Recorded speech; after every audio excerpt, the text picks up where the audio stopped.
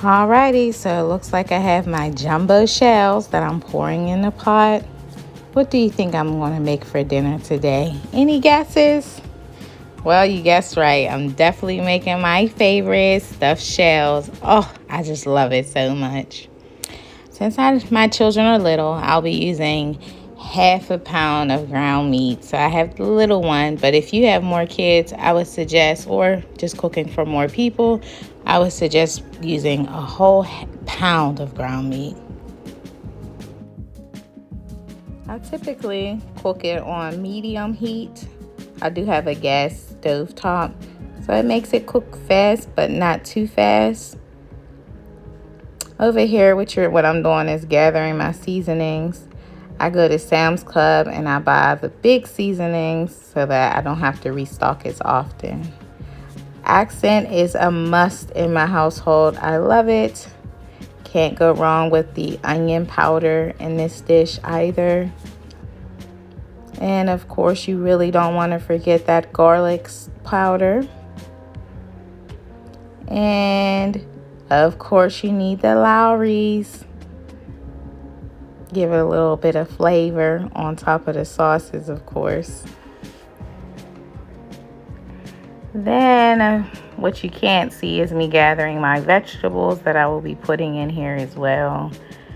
I just love all vegetables pretty much. There's not too many that I don't like. So you'll see me bringing them over to the stove very, very soon. Of course, you have to chop up your ground meat as you're cooking. That's nothing new. My ground meat is about 25% of the way done. And now I'm going to add my vegetables. I feel vegetables cook a little faster, so you definitely want to add them in the middle and put a lid on so that they cannot be crunchy. Here I have my ricotta cheese that I'm opening up, and I'm going to be placing it inside of the plastic bowl that you see in the middle. On the other side, you see my Parmesan cheese. I will be mixing the two together and then using that to stuff my shells.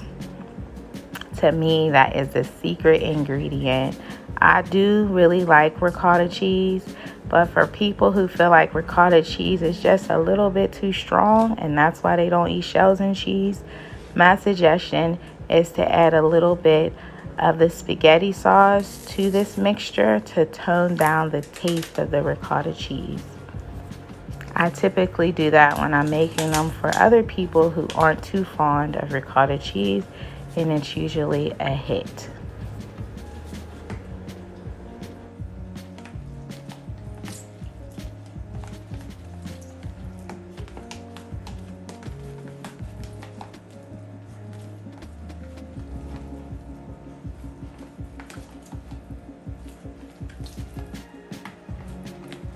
I would have loved to mix this with a fork, but for whatever reason, I have no forks in my house.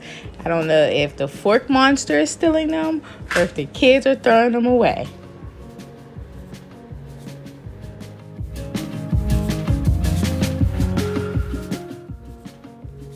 Now here comes the work, stuffing all of the shells. But it's good because it's for the goodness of the shells and cheese. I'm pouring my sauce on top at the end before I put it in the oven on 375. I sprinkle my shredded cheese, which is the Mexican blend, and mozzarella on the top and stick it in the oven. Look at that.